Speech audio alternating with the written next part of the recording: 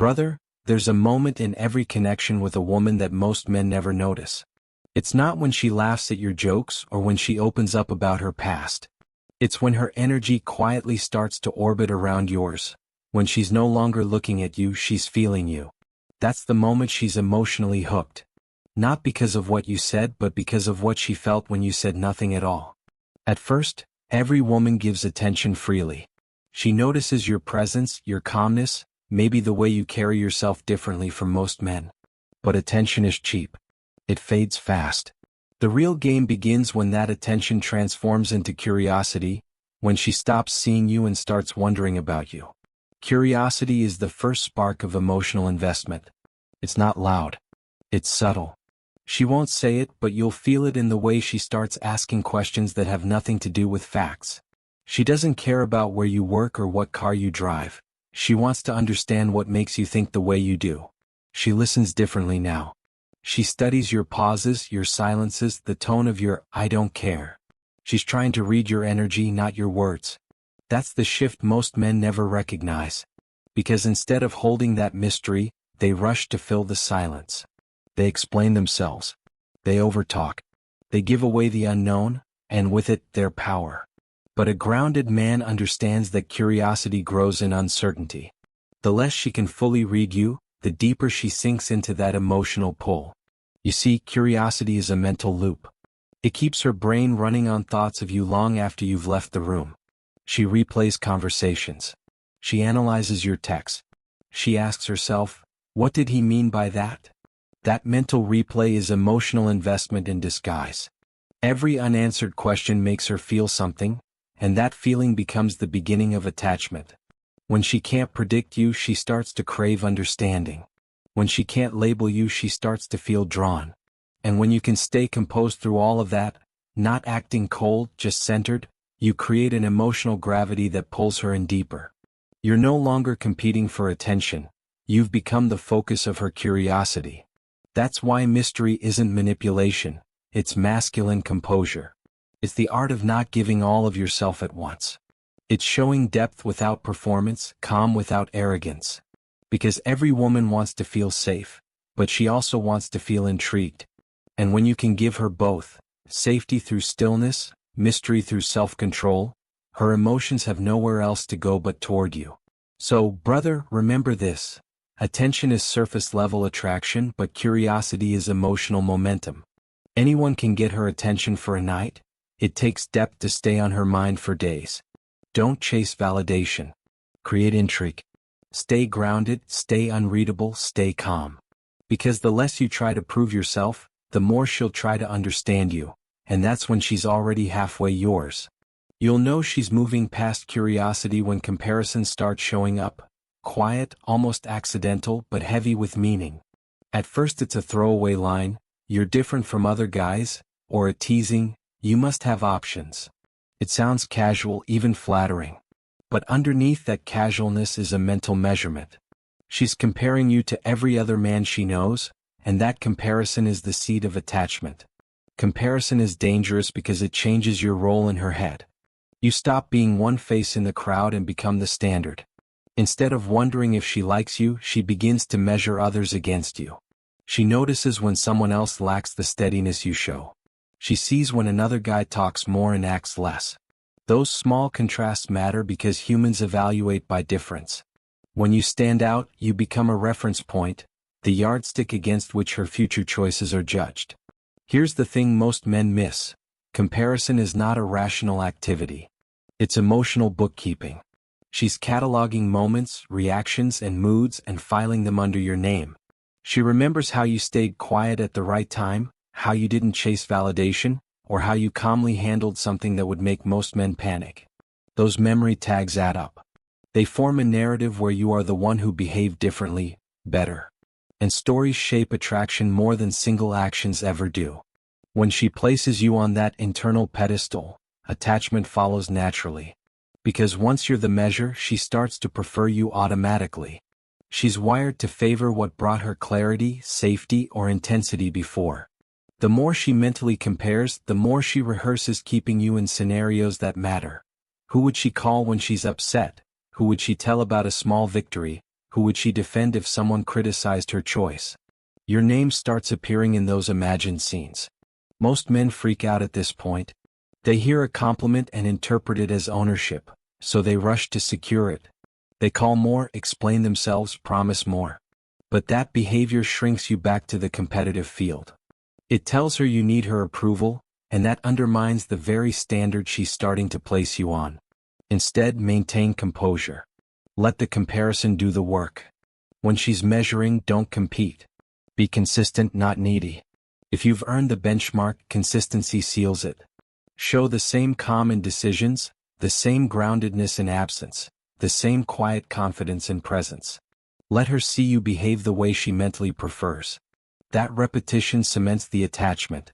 She starts to imagine life with a man who behaves like you, not because you demand it, but because your presence made clarity feel natural.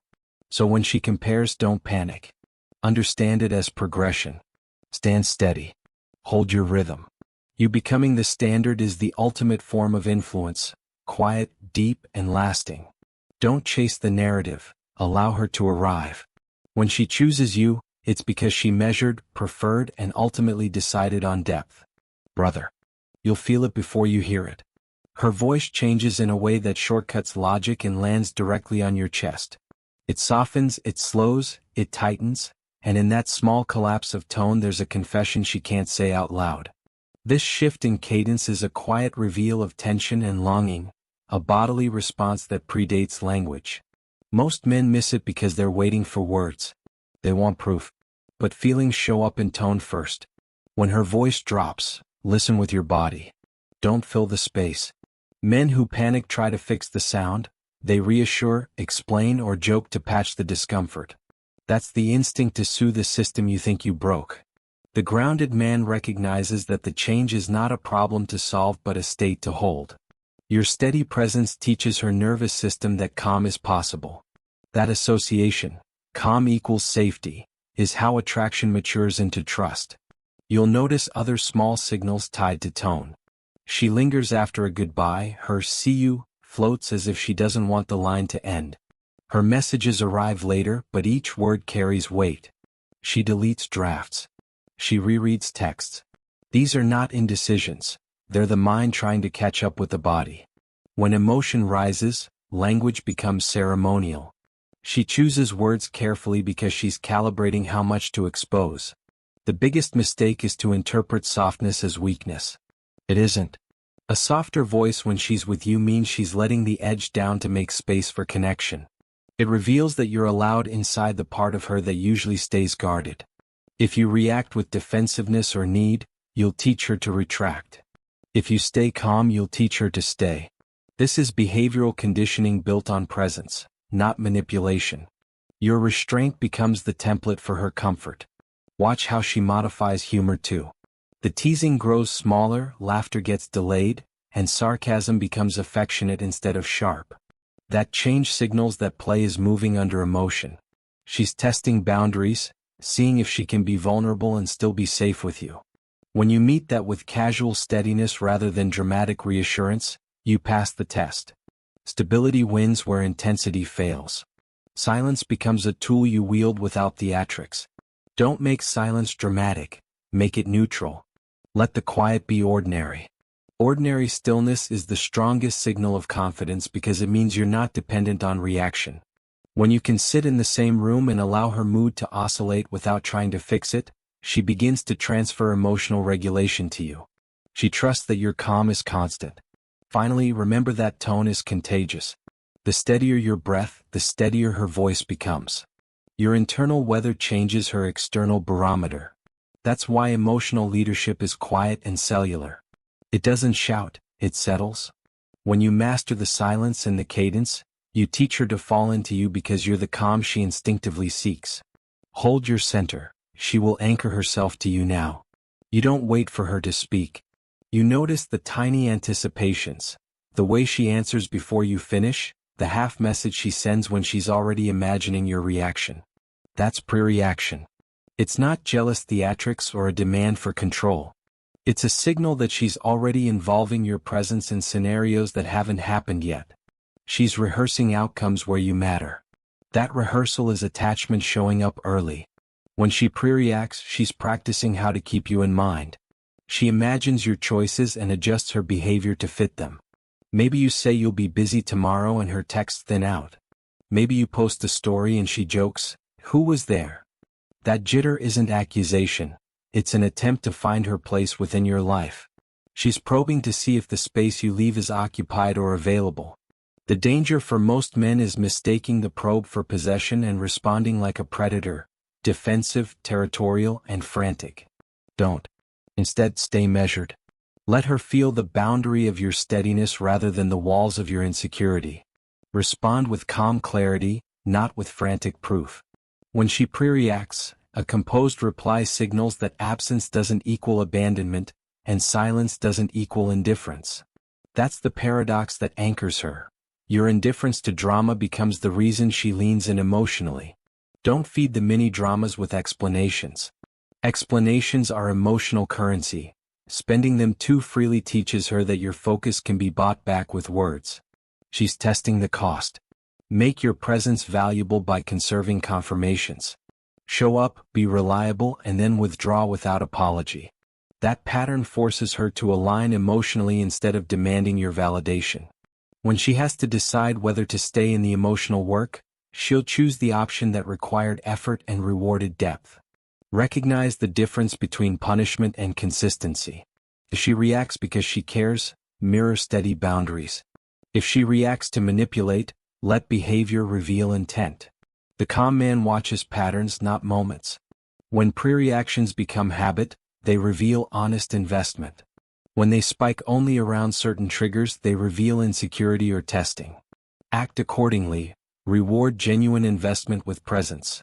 Ignore theater with indifference. Most importantly, cultivate an internal life that makes your external absence meaningful rather than threatening. Fill your days with work, friends, projects. The fuller your life, the less you'll over-explain and the more you'll model autonomy. Autonomy magnetizes because it shows you don't need approval to be whole. That magnetic wholeness is what she's trying to secure when she pre-reacts. Let her pre-reactions sharpen her commitment, not your anxiety. When she starts anticipating your moves, she's mentally rehearsing life with you in it. Don't rush to make it official. Hold your center. Ride the discomfort like a tide until it becomes habit. Hers to manage, not yours to soothe. The steadier you remain, the more she learns to align internally with your rhythm. That alignment flips curiosity into care, and care into lasting attachment. Stay consistent, brother. Calm presence converts pre-reaction into devotion, and devotion becomes the quiet engine of true connection now. Keep your life full, speak less, move with purpose, and watch her choose consistently because you are unwavering. In the beginning you earn approval through action. You text first, you make plans, you initiate. It feels straightforward because early attraction rewards effort. You put value into the interaction and she returns signals. That loop is normal. But at some point the currency flips. Now she begins to invest more. She waits for your reply. She sends a selfie to get your response. She double texts when you remain quiet. That reversal, where she becomes the one seeking validation, is the clearest sign you've moved past hopeful attention and into real emotional traction.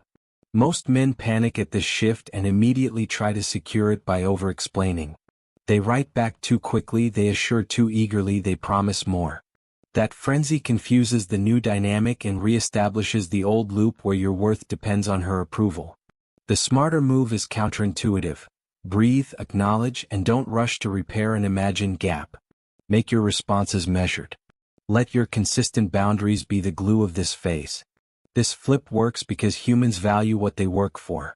When she has to take steps to stay connected, those steps carry emotional weight. Sending the selfie, waiting for a reply, reaching out despite distance. These are investments. The fact she chooses to invest time and emotion in you means she values you. If you immediately neutralize that effort with constant reassurance, you remove the price of her investment. You make it easy again, and easy things are rarely precious. So what do you do practically? First, reduce unnecessary explanations. If she texts wondering why you were quiet, a short steady reply beats a long apologetic message. Short answers framed with calmness project stability. Second, reward initiative by being present in moments that matter but avoid escalating to constant availability. Show up intentionally. Presence should feel purposeful, not needy. Third, encourage her to take emotional responsibility. Let her describe what she feels without expecting you to fix every fluctuation. Let her manage her own inner weather while you remain the steady climate. Most importantly, flip your mindset from scarcity to abundance. Treat her investment as evidence of value rather than a trophy to hoard. Abundance lets you appreciate her effort without clinging. It also makes behavior generous instead of defensive. When you operate from abundance, your steadiness becomes attractive because it proves you aren't dependent on a single source of validation. There's a final test. When the validation flip happens, watch what she does with the space you create. Does she escalate involvement? Does she reach for deeper connection? Or does she retreat? The answers tell you whether her investment was genuine or conditional. If it's genuine, reinforce it with calm reciprocity, not desperation. Match her effort by being reliable but never transactional. Be patient with the process, don't force declarations. Small consistent acts beat dramatic promises. Over time her choices will reveal true investment and reward maturity, not panic, brother. Remember, the goal isn't to manipulate but to allow her to own her emotional work.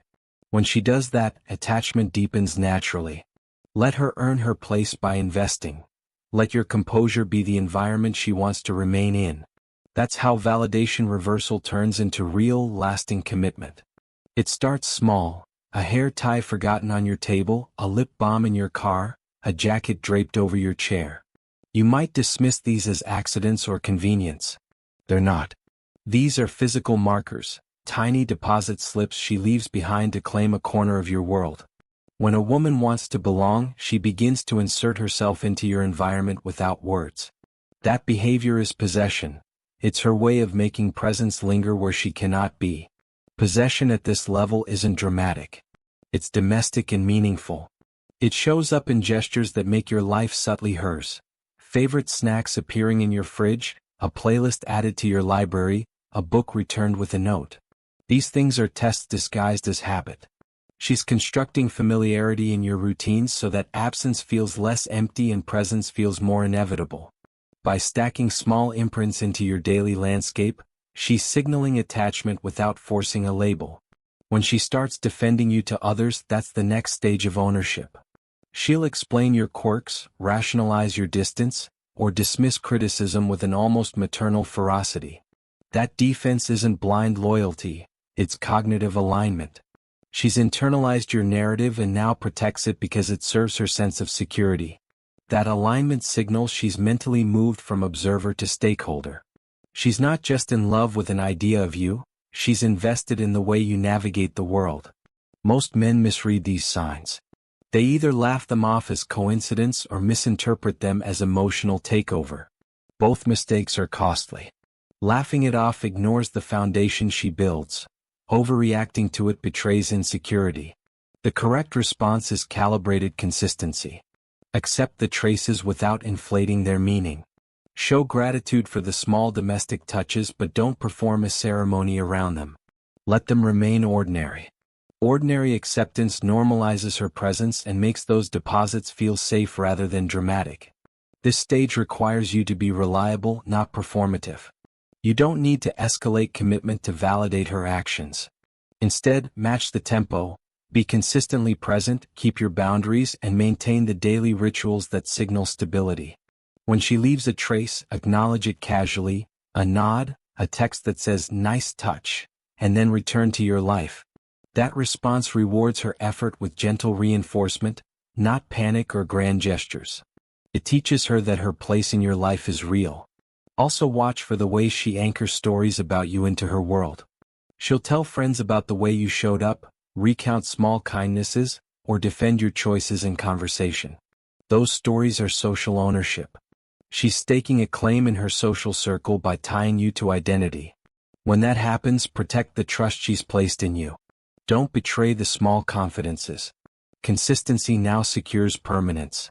In short, possession is quiet, cumulative, and domestic.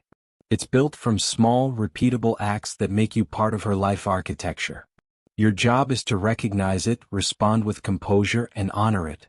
When you do, those everyday deposits become the foundation of a deep, lasting partnership. Detachment is not distance. It is a kind of inner sovereignty that makes you immune to emotional turbulence without making you cold. The men who keep power understand this. They hold a center so strong that reactions around them become weather, not earthquakes. This is not passive. It's deliberate. It requires practice, boundaries, and a quiet refusal to base your worth on the fluctuations of another person's mood. When she becomes emotionally invested, the instinct for most men is to grab tighter. Needing reassurance, explaining behavior, and escalating drama are common pitfalls. Detachment flips that instinct. Instead of collapsing into reaction, you observe. You acknowledge without absorbing. You respond without repairing. That stance changes the entire dynamic because it signals that your emotional economy is independent. Your life is funded from sources other than approval. Start by building rituals that anchor your day. Fill your hours with pursuits that matter. Work, training, friendships, projects. A life that's full by design creates genuine indifference to petty storms.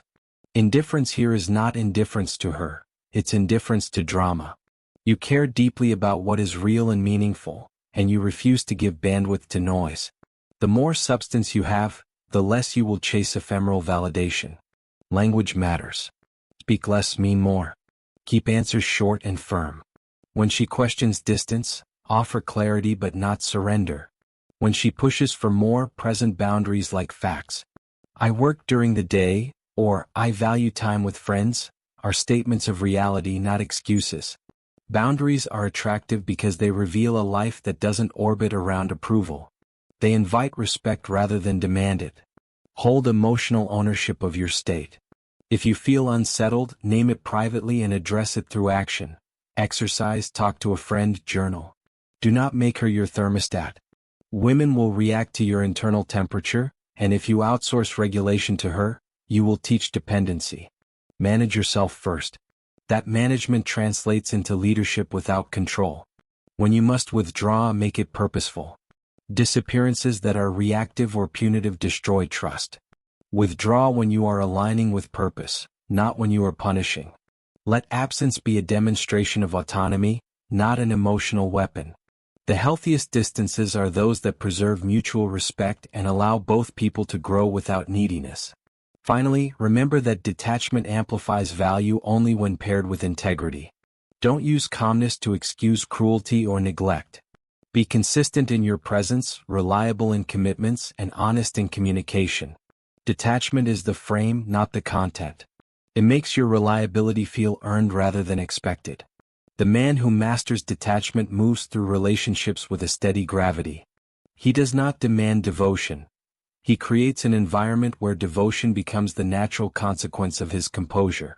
That is the paradox. By needing less, you give more space for real attachment to form. Keep your center. Let her choose to anchor herself to the steadiness you embody. That is how power becomes permanent rather than performative. Stay grounded, remain kind, and watch how quiet consistency turns fleeting attraction into committed, lasting devotion now.